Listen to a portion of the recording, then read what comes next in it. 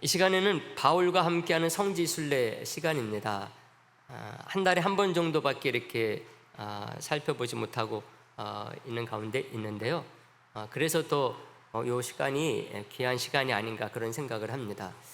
우리가 지금 살펴보고 있는 성지들은 이제 그리스 지역에 해당합니다. 우리가 지난번 예수님과 함께하는 성지순례는 주로 이스라엘 지역이었어요. 그리고 이제 지난번에 바울과 함께하는 성지순례 중에서도 우리가 초기에 했었던 것은 터키 지역입니다. 오늘날의 터키 지역. 이제 터키를 넘어서 가지고 그리스로 이렇게 왔습니다. 제가 요 곳들은 성지순례 할 때 다녀온 곳들입니다. 이제 한번 이렇게 가봐가지고 이렇게 막 이렇다 저렇다 평가하는 것은 좀 맞지 않다 그런 생각이 드는데요. 그런 가운데서도 이 터키를 방문했을 때 하고 그리스 지역을 방문했을 때 제가 이제 예수님 믿는 그런 사람이기 때문에 그런지 모르지만은 터키 같은 경우는 좀 터키가 나라가 아주 넓고 참 자연도 아름다운 곳이 많고 유적들도 많이 있거든요.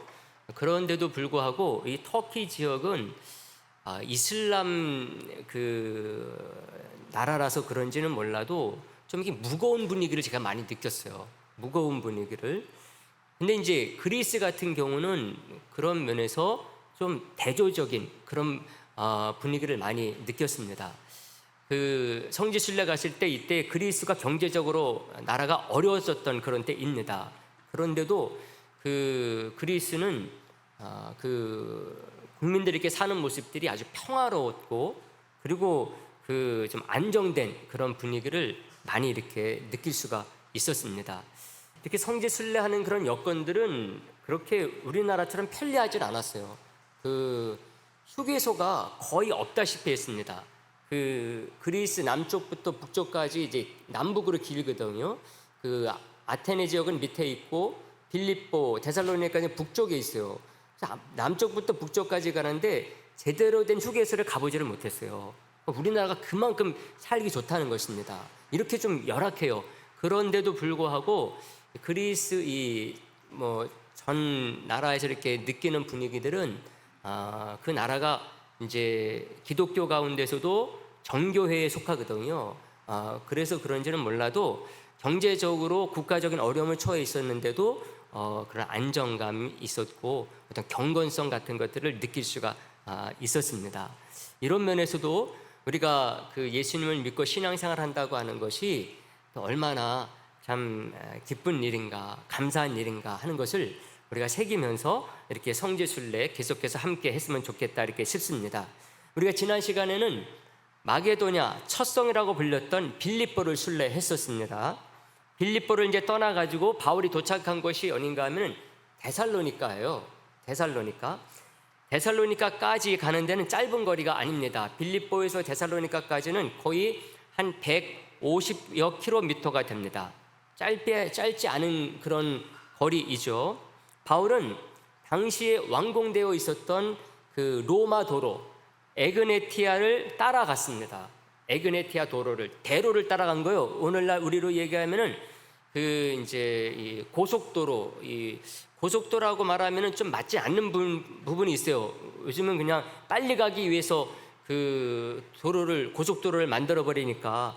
근데 이 로마 도로 같은 경우는 뭔가 하면은 중요한 도시들을 지나면서 그 도로를 만들어 놓은 것입니다.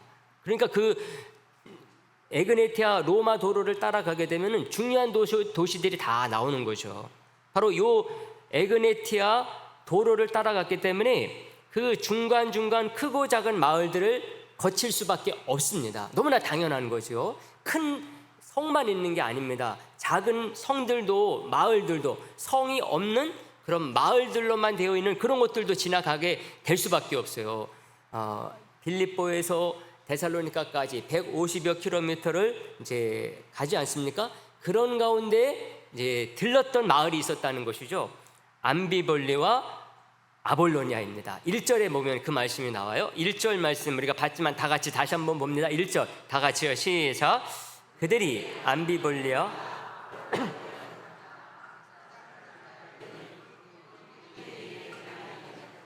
아멘. 이름만 언급이 되어 있어요. 그렇지만은 이 암비볼리와 아볼로니아도요, 바울과 아주 깊은 관계가 있는 도시였습니다.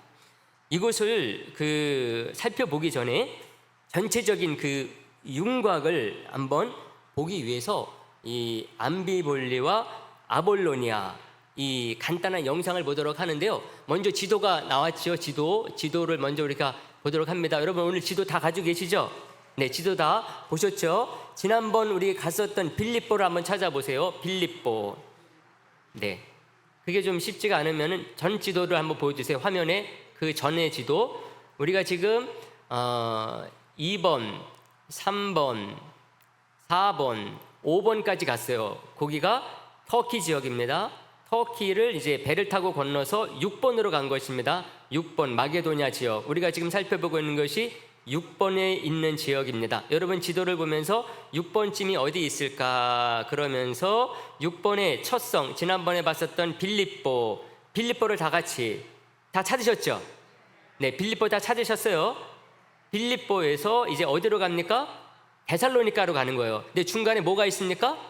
암비볼리와 아볼로니아가 딱 나와요. 그래서 요 암비볼리와 아볼로니아, 여기가 그냥 이름만 나왔지만은 실제로는 여기서도 바울이 복음을 전하는 그런 일들을 했다는 것이죠. 그래서 요 암비볼리와 아볼로니아가 어떤 곳인가 우리 간단하게 영상을 통해서 짧게 먼저 한번 보도록 하겠습니다. 첫 번째 영상 보여주세요. 네.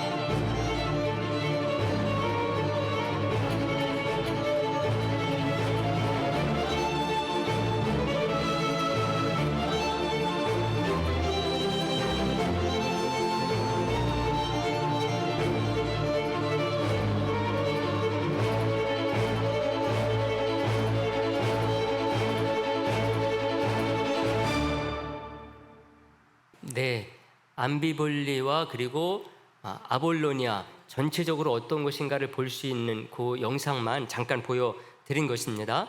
암비볼리는 이 빌립보에서부터요 서남쪽으로 한 52km 정도 떨어져 있는 그런 마을입니다. 이 암비볼리에서 그 아볼로니아도 한 그만큼 좀 떨어져 있습니다. 빌립보에서 암비볼리, 암비볼리에서 또 아볼로니아, 거의 이렇게 50여 킬로 정도 떨어져 있는 서남쪽으로 가게 되면은 요런 이제 마을들이 나오는 거죠. 그러니 이 중간중간에 다른 마을들도 있었지 않았을까 그렇게 생각하는 거죠. 암비볼리와 아볼로니아 이런 마을들만 있지 아니하고 그 중간에 또 다른 마을들도 있었다는 것이죠. 실제로요 빌립보를 지나가지고 암비볼리에 가기 전에 로도 리보스라고 하는 마을에 가게 되면은 바울에 대한 얘기 그리고 바울 기념교회가 있습니다. 그러니까는 성경에 나와 있는 암비볼리, 아볼로니아, 데살로니가 이런 곳에만 바울이 가서 복음을 전한 게 아니라는 것입니다. 성경에 나온 그런 지역들, 지명들, 거긴 특별한 일이 있기 때문에 기록한 것이지 그 외에 바울이 다니면서 복음을 전한 것은 더 많이 있다고 하는 것입니다. 그 예로 말씀드린 것이 이 빌립보에서 암비볼리 가기 전에 로도 리보스라고 하는 마을에 가게 되면은 바울 기념교회가 있을 뿐만 아니라 바울이 거기 마을에 와가지고 했었던 일들 가운데 그 지금도 전해져 내려오는 얘기들이 있다고 하는 것이죠. 그래서 그 이미 바울이 이 로도 리보스 마을에 갔을 때는 빌립보에서 있었던 그 일들이 이미 이 마을에 전해졌는지 이 마을 사람들이 바울을 크게 환영을 했다고 그래요. 그러니까 빌립보에서 바울이 그 말 못하는 귀신 들린 여자를 치료하지 않았습니까? 그래서 감옥까지 갔잖아요.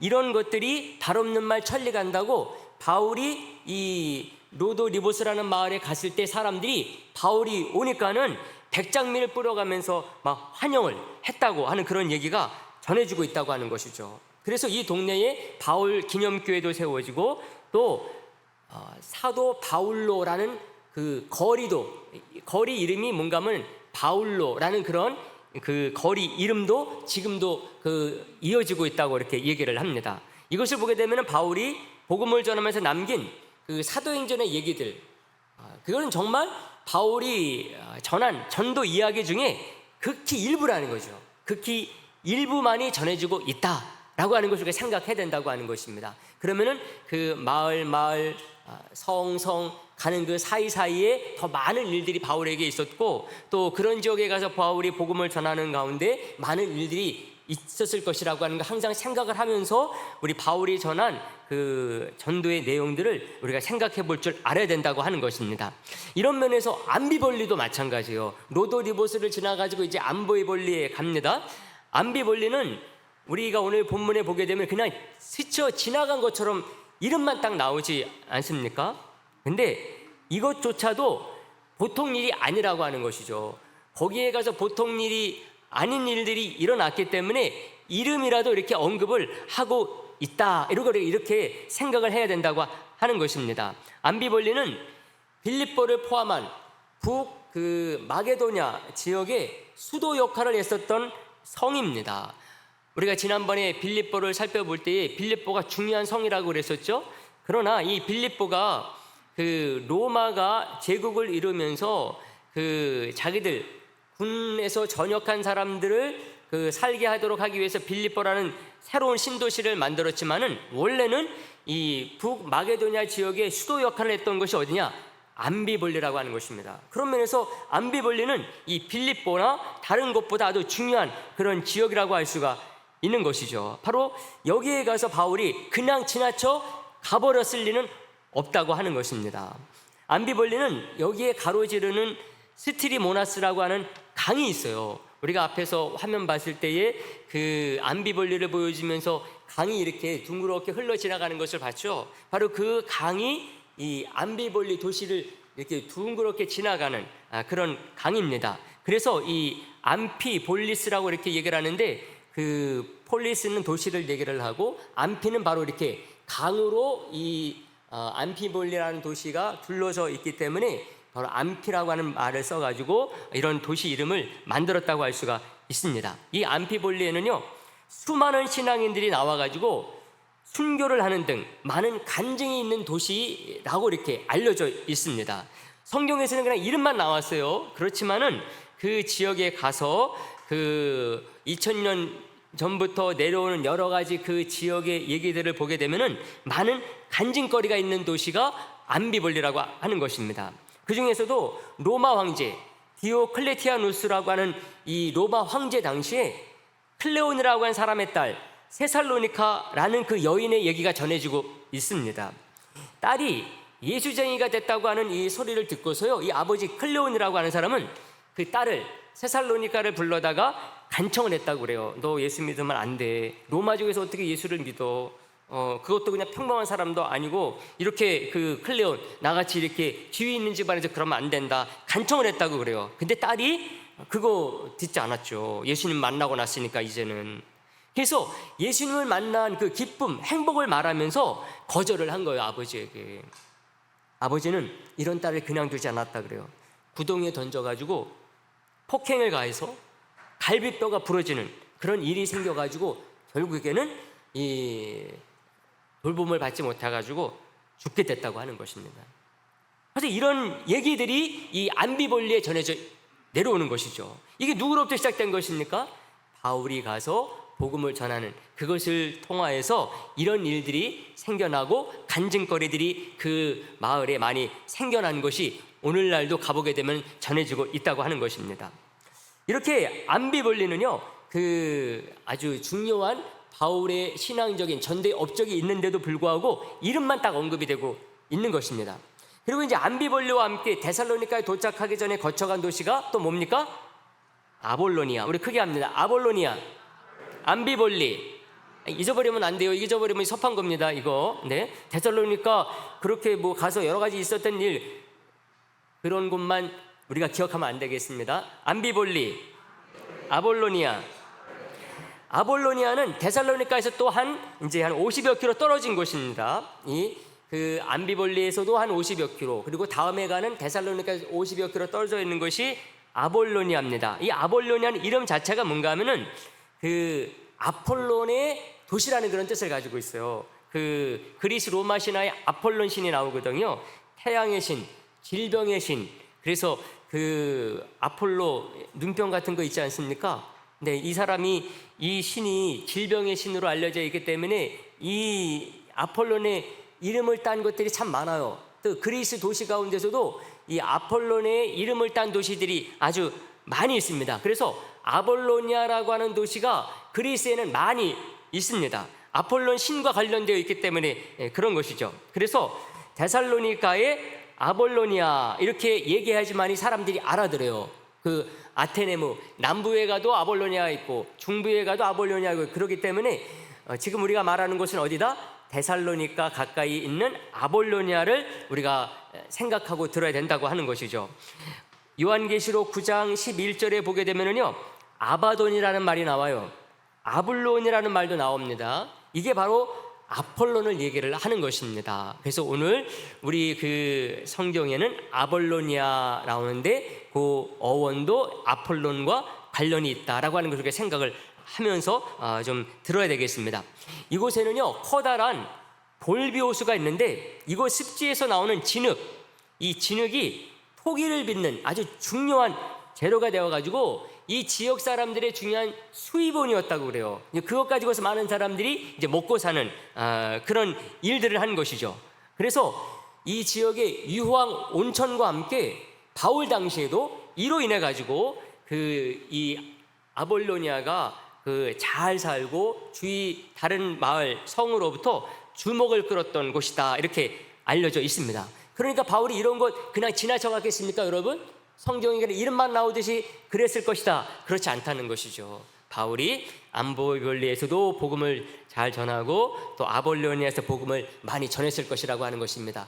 그런데 성경에 기록될 만한 그런 정도의 일이 없었을 뿐이다 하는 것입니다. 그래서 여기서도 많은 사람들이 예수님 믿고 그들이 또 그 많은 사람들의 복음을 전하고 그리고 또 후손들이 예수님을 믿어가지고 거기에 많은 그 간증의 얘기들이 전해져 오고 있다고 하는 것이죠. 그래서 이 두 곳을 이제 아까는 이제 그 멀리서 드론을 통해서 영상을 봤는데 이번에는 이제 직접 이 지역 암비볼리와 아볼로니아를 가서 이제 좀 자세하게 좀 순례하는 시간을 갖도록 하겠습니다. 두 번째 영상 봅니다. 두 번째 영상 이번에도 암비볼리와 이제 아볼로니아입니다. 이강근 목사님이 직접 가가지고 요 중요한 기독교 유적을 돌아보는 것을 한번 보도록 하겠습니다. 네, 보여주세요.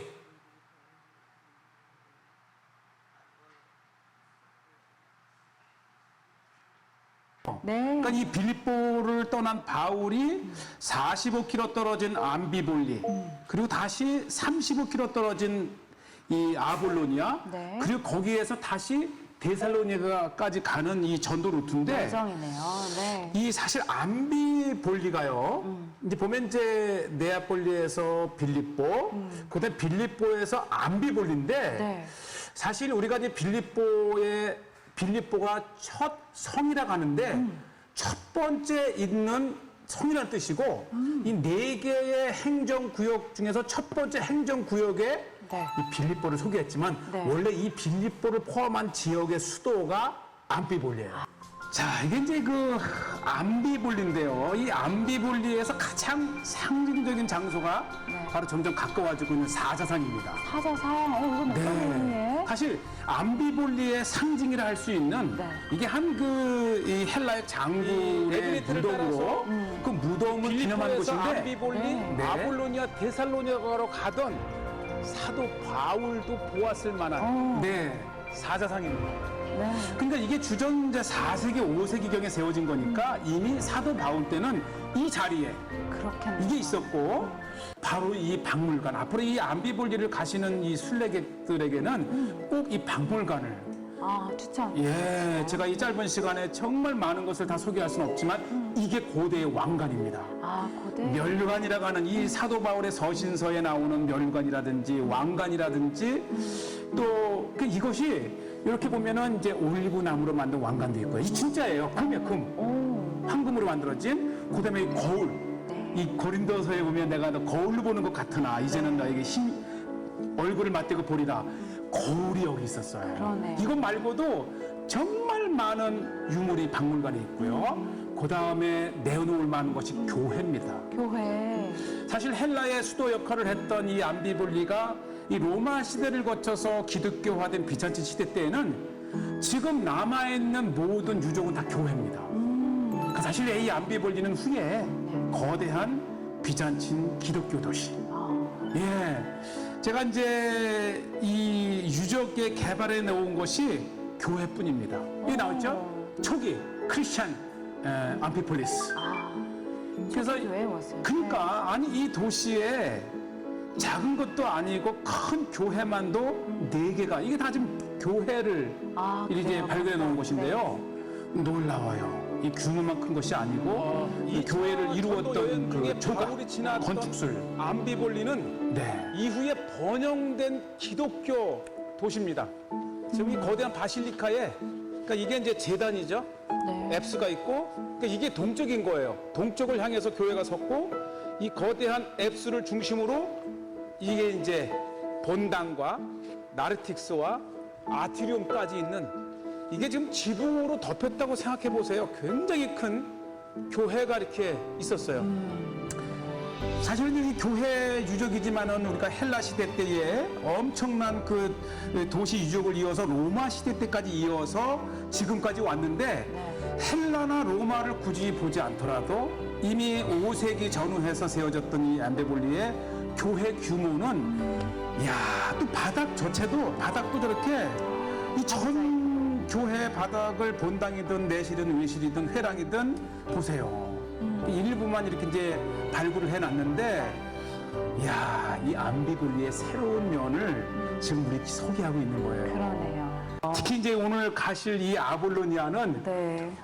저도 뜻밖의 오, 놀라운 것을 발견을 했는데 네, 그걸 제가 무엇이죠? 보여드리고 알겠습니다. 그 제 머릿속에는 아볼로니 하게 되면은 한번 꼭 다시 가고 싶은 곳 그 정도로. 그러한 곳인데 그곳에 바울의 전도 흔적이 남아 있어요. 그렇군요. 우선 제가 이제 암비볼리아를 지나서 한 50여 킬로 정도 이렇게 달려서 아볼로니아를 가는데 고대의 이제 에그네티아 로마 길 네. 그리고 그 길가에 세워진 도시 아볼로니아. 아볼로니아. 이 아볼로니 보세요. 이게 호수라고 하지만 얼핏 바다 같아요. 아폴로니아를 지나던 길가에 이렇게 샘이 있습니다.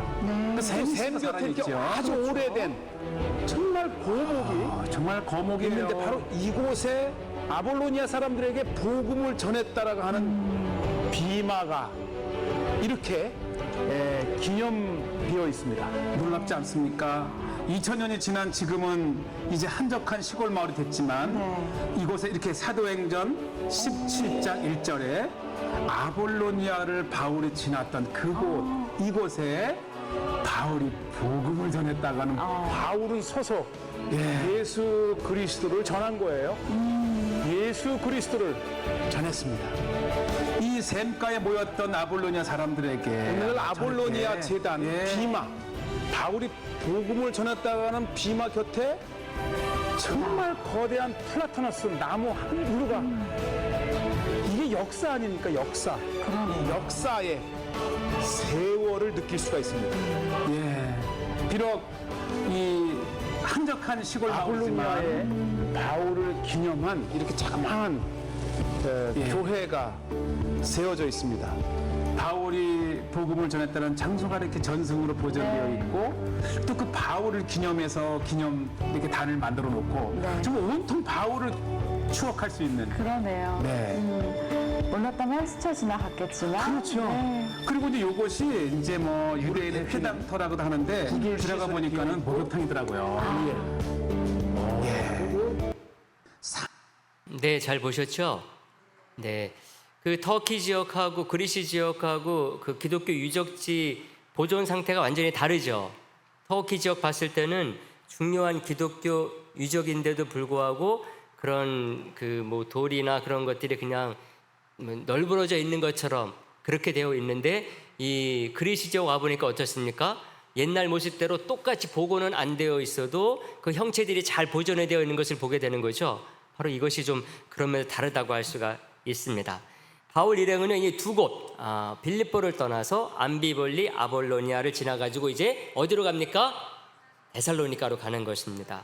데살로니가는요, 그 당시 아주 큰 도시였습니다. 마게도냐 전 지역, 그 전 지역의 수도 역할을 했던 것이 이 데살로니가였습니다. 그래서 여기는 유대인의 회당도 있었어요. 2절 말씀에 보게 되면 그것을 알 수가 있습니다. 오늘 본문 2절 말씀 다 같이 볼까요? 다 같이요. 시작.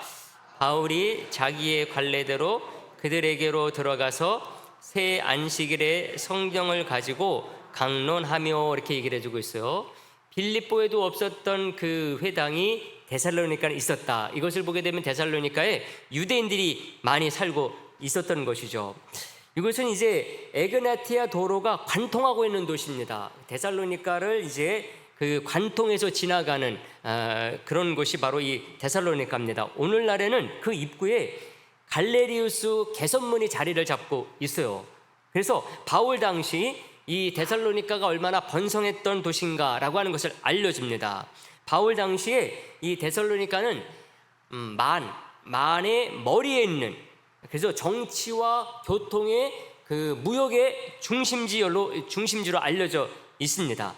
알렉산더 대왕의 누이이고, 그리고 그 알렉산더의 충복이었었던 카산더의 아내, 그 이름을 따가지고 이름이 데살로니가가 됐어요. 테살로니가가 됐습니다. 괜히 테살로니가가 아니라 그 이제 바울이 여기에 전도하러 가기 훨씬 전에 이 알렉산더 대왕이 자기 누이 이름을 붙여서 이 도시를 만드는 것이죠.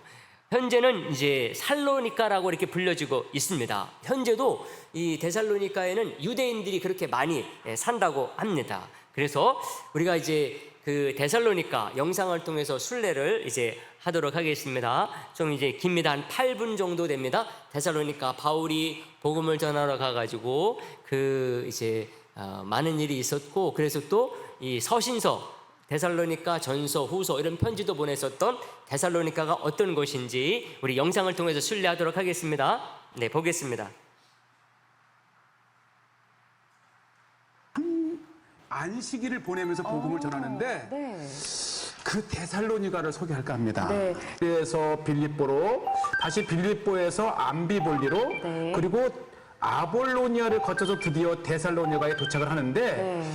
이 데살로니가는 예나 지금이나 네. 전체 마게도냐 지역의 수도 역할을 하는 항구 도시. 항구 도시. 예, 그만큼 이제 번성했던 도시인데, 네. 이곳에서 바울이 복음을 전했습니다. 일단은 항구 도시이고, 네. 이게 마게도냐에 특히 알렉산더 대왕의 부인, 누이이자 부인인 이 살로니키의 이름을 따서 네. 살로니키라고 지은 곳인데, 네. 이 도시의 유명한 인물이 아리스토텔레스. 아리스토텔레스가 네. 데살로니가 사람이에요. 만져가지고 이렇게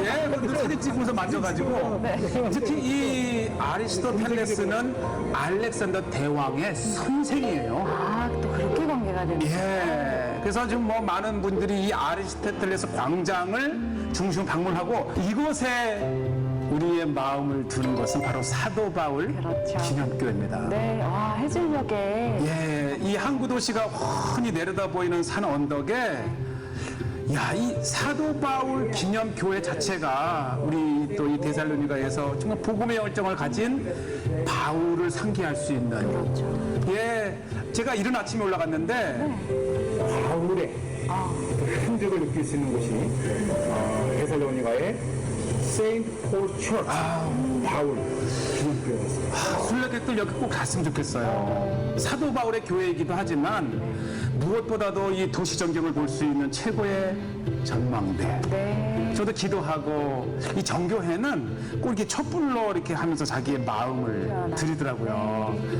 이른 아침이지만은 아주 차분하고 하루를 시작할 수 있는 이렇게 기도의 마음을 주님께 드릴 수 있는 그런 시간이었고요. 아마 이 교회를 찾는 분이 많지는 않을 건데 꼭 한번 이렇게 소개를 해서 언덕 위까지 올라가시길 권하고요. 자, 보시죠. 지금 앞에 보이는 저 성벽이 비잔틴 시대 때의 데살로니가의 성벽.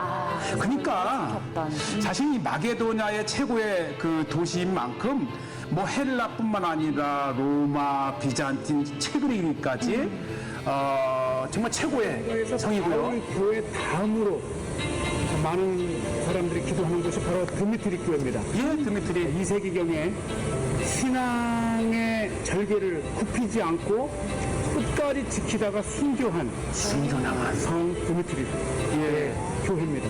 그러니까 자기의 신앙을 굽히지 않고 로마 병사에게 살해를 당한 그 순교를 기념해서, 그리고 이 데살로니가의 수호 성인입니다. 예. 성품. 굉장해요.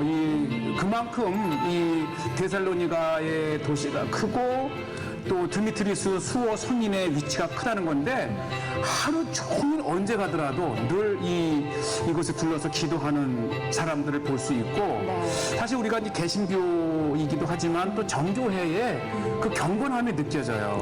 그래서 이곳에 가시게 되면 꼭 한번 처 하나 꽂아놓고 그렇죠. 예수님께 기도할 수 있는. 마음에 드리고. 네. 지하로 내려가시네요. 이게 이제 진짜 유적지입니다. 그러니까 원래는 이게 그 데살로니가의 목욕탕이었대요. 아, 목욕탕 예, 하러. 목욕탕에서 이제 순교를 당한 거죠. 그래서 그때에 이 이후 세워진 교회 터를 잘 보존을 하고 또 박물관으로 만들고, 그리고 지금의 교회를. 거룩하고 규모 같은 교회가 성 드미트리스 교회입니다. 이 교회 지하에 이렇게 옛 로마 시대 때의 목욕탕이 있고요. 바로 성 드미트리스가 로마 병사에게 이곳에서 네, 저 살해를, 안에서. 순교를 당한 거죠. 그 성 드미트리스가 순교를 당한 기념 교회다 이렇게 써져 있습니다. 같이. 네. 그러니까 지금 이제 교회가 계속 이제 지대가 높아지면서 좀 지하가 됐지만 네. 어쨌든 그때 당시 유적을 잘 보존을 하고 순교 정신을 느낄 수 있고 또 이 최고의 그런 그 신앙의 장소라는 거예요. 네. 네. 그리고 이제 이것이 이제 비잔틴 시대 때의 교회인데 지금부터 700년 전의 교회가 지금 계속 남아 있습니다. 반 지하에 있는 것처럼 보이지만 이게 가장 오래된 비잔틴 시대 때 교회입니다. 네. 사실 저는 이렇게 보면 오래된 교회일수록 앞선 신앙인들의 숨결을 느낄 수 있어서 네. 더 마음이 경건해져요. 그렇겠네요. 그래서 이 웅장하고 큰 교회도 있지만 아주 오랫동안 신앙의 그 정신이 내려온 그 현장도 아름다워서 제가 소개를 하는데 네. 그만큼 고린도가 그만큼 데살로니가가 네. 오랜 역사를 가지고 있다는 거죠. 그렇죠. 요게 중요합니다. 마치 개선문과 같지만 그러네요. 좀 무너졌지만. 네. 요것이 이제 2세기경의 개선문 또는 승전문인데 이게 다 전쟁의 이야기를 새겨 놓은 것인데 네. 데살로니가를 방문하면 꼭 방문해야 될 교회 중에 하나가 바로 아기야 소피아. 그러니까 가장 대표적인 교회고 무엇보다도 이미 3세기에 이 교회가 있었던 걸 보면 사도 바울 얼마 어간에 세워진 교회죠.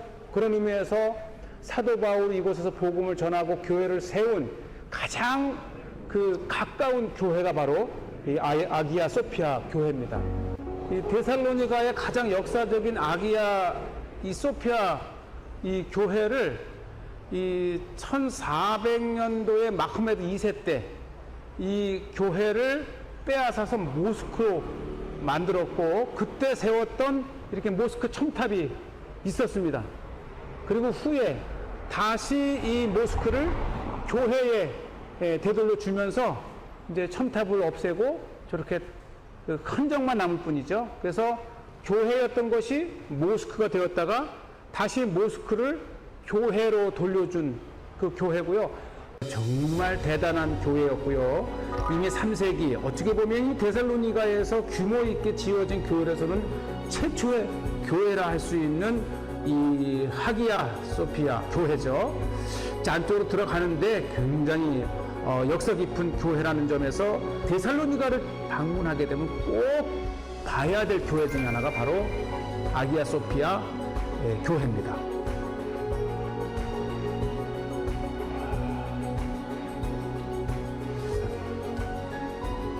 이렇게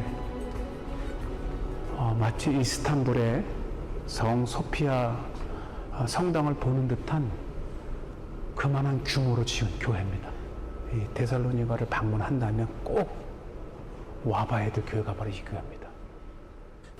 초기에 교회를 다시 개축하면서 이제 이스탄불의 소피아 사원과 같은 둠의 형태를 가지고 있고 많은 성화들이 오스만 제국 때에 훼손된 일부의 모습을 보게 되고 특히 교회의 이 기둥들 굉장히 정교하고 아주 잘 지어진 기둥마다 다른 모양을 하고 있는 정말 정성 들여 지은 데살로니가 지역 최초의 교회이기도 합니다. 네, 마치 이스탄불의 성소피아 사원을 두루 온 듯한 비슷한 규모의 교회가 이미 이렇게 세워졌다는 것이죠. 네, 잘 보셨죠? 네. 영상에 보셨던 것처럼요, 이 데살로니가에는 초대교회 당시부터 기독교 유적이 계속해서 이렇게 있어 왔던 그런 곳이라고 할 수가 있습니다. 비잔틴 시대는 그 기독교가 핍박받던 시대, 그것을 지나가지고 313년에 로마 제국에서 기독교가 공인이 되거든요. 공인이 되고 나서 시작된 게 비잔틴 이제 교회 시대라고 할 수가 있습니다. 그렇기 때문에 비잔틴 시대로부터 이어져 온 유적, 교회다 그러면은 거의 우리 초대교회와 붙어 있는 그런 이제 유적이다 이렇게 보시면은 되는 거죠. 이렇게 데살로니가에는 그런 유적들이 아주 많이 있는 것을 보게 되면은 바울의 전도가 그만큼 많은 결실을 얻었던 곳이다 이렇게 말씀을 드릴 수가 있습니다. 그래서 영상을 이제 오늘 이렇게 3개 이렇게 다 봤는데요. 바울은 이 데살로니가에 가가지고요, 처음 복음을 전할 때에 아주 조심스럽게 복음을 전했던 것 같아요. 아마 마게도니아 지역에 온 이후 처음으로 회당 전도를 했기 때문에 그렇지 않았을까, 그런 추측을 해봅니다. 데살로니가 후서 3장 8절에 보게 되면 이런 말씀이 나와요. 누구에게서든지 음식을 값없이 먹지 않고 오직 수고하고 애써서 주야로 일함은 너희 아무에게도 폐를 끼치지 아니하려 함이니, 이런 말이 나와요. 바울이 데살로니가에 갔을 때 그들에게 복음을 전하면서 얼마나 조심스러워했는가라고 하는 것을 보여주는 말씀이죠. 바울이 이때 뭐 넉넉하지가 않아서 그랬다, 그것은 아니었어요. 물론 이제 그런 면도 있죠. 수입이 물론 넉넉하지 않은 것도 있지만은요, 그 빌립보 교회에 편지를 보낼 때 그런 얘기를 하거든요. 빌립보서 4장 6절에 보게 되면은 데살로니가에 내가 있을 때에 너희가 한 번뿐 아니라 2번이나 나의 쓸 것을 보냈다, 이런 표현이 있습니다. 그래서 복음을 전한 지 얼마 안 된 빌립보 성도들에게마저도 도움을 받으면서 데살로니가에서 복음을 전한 거죠. 빌립보에서 이제 데살로니가 이제 온 지 얼마 안 됐습니다. 빌립보가 복음을 들은 지 얼마 안 됐어요. 근데도 불구하고 바울이 데살로니가에 있을 때에 데살로니가 사람들에게 복음을 전하면서 조심스러워하면서 오히려 도움은 빌립보에 있는 예수님 믿은 지 얼마 안 된 성도들에게 도움을 받으면서 데살로니가 성도들에게는 조심조심 복음을 전했음을 알려주는 그런 말씀입니다. 이곳에서 복음을 전하는 것이 한 3주 정도 된다고 이렇게 얘기를 해주고 있어요. 근데도 많은 결실을 얻은 것이죠. 하지만 이곳에서도 그 유대인들의 시기, 방해 때문에 그 이상을 잊지를 못했어요. 3주밖에 못 있었어요. 도움을 주는 야손까지도 피해를 입게 됩니다. 5절 말씀에 보게 되면 그 얘기가 나와요. 오늘 본문 5절 말씀에 보면은 그러나 유대인들은 시기하여 저자의 어떤 불량한 사람들을 데리고 때를 지어 성을 소동하게 하여 야손의 집에 침입하여 그들을 백성에게 끌어내리고 찾았으나, 이런 표현이 나옵니다. 이 야손은 정말 예수님을 믿은 지 얼마 안 된 사람이죠. 근데도 불구하고 끝까지 바울의 동역자로 남습니다. 야손이라는 단어 자체가 뭔가 하면은 예수라는 단어와 똑같아요. 근데 헬라어로 읽은 게 야손입니다. 야손. 이 사람은 로마서 16장 21절에 나오는 야손과 같은 사람으로 보기도 합니다. 나의 동역자 디모데와 나의 친척 누기오와 야손과 소시바더가 너희에게 문안하느니라, 이런 표현이 나옵니다. 야손이라는 말이 로마서를 보낼 때에도 딱 나온다는 얘기죠. 빌립보 교회 성도들도 그렇고 이 야손도 그렇고 우리들에게 도전이 되는 면이 많이 있는 것입니다. 우리의 신앙의 선배들은 정말 예수님의 십자가의 복음을 딱 듣고 그 헌신이 즉각적이었다고 하는 것입니다. 빌립보 교회 성도들, 바울이 복음 전한 지 얼마 되지 않았는데도 불구하고, 예수 믿은 지 얼마 안 됐는데도 불구하고 바울이 데살로니가에서 복음을 전하자 필요하다 그랬을 때에 바울이 필요한 것들을 공급을 해줬습니다. 또 오늘 본문에 나오는 야손도 마찬가지예요. 바울로부터 데살로니가에서 복음을 들은 지 얼마 되지 않았는데도 불구하고요, 이 야손이 끝까지 바울을 보호합니다. 이것을 보게 되면은 우리 신앙의 선배들은 정말 예수님을 만나고 예수님을 믿고 예수님의 복음을 들었을 때에 그 예수에 완전히 미치는 헌신적인 그런 모습들을 보여준다고 하는 것입니다. 우리가 예수님을 믿고 해가 갈수록 훈련을 받으면서 제자도가 무르익는 것, 이것도 중요하고 필요하지만은 우리가 예수님의 십자가의 복음의 능력, 그것은 그 효과가 즉각적이라고 하는 것을 우리가 좀 기억했으면 좋겠습니다. 그래서 우리들이 항상 우리가 처음 예수님을 믿었을 때 그 신앙의 열정을 꼭 기억하고 잊지 말아야 되는 이유가 또 여기에 있다고 할 수가 있습니다. 신앙생활이 해가 가면서 무르익어야 될 부분도 있지만 우리 예수님을 믿음으로 말미암아 그 가지고 있었던 처음의 그 열정, 이것을 지킨다, 이것이 얼마나 중요한 부분인가 하는 것을 알려주는 것, 오늘 이 말씀 속에 이 야손을 통해서도 우리가 배울 수 있다고 하는 것이죠. 그러므로 오늘 이 말씀 꼭 저와 여러분들이 마음에 새기고 이런 믿음의 소유자 될 수 있게 되기를 주님의 이름으로 축복의 말씀을 드립니다. 기도하겠습니다.